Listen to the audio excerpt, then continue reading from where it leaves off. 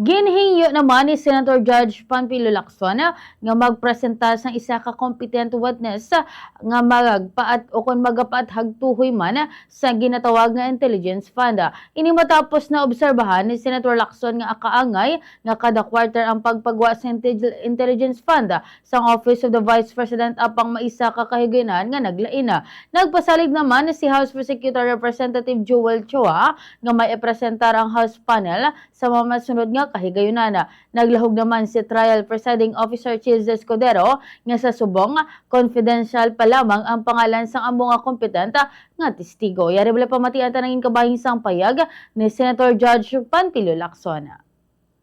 I'm only wondering why neither the prosecution nor the defense is presenting a competent witness in the handling of intelligence and confidential fund.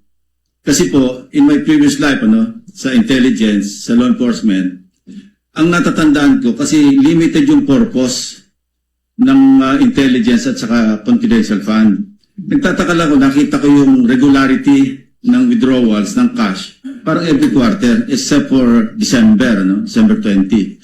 So sana kung para ma-educate kami, at saka magkaroon kami ng informed decision later on, sana meron tayong competent witness sa pag-handle ng intelligence fund or confidential fund.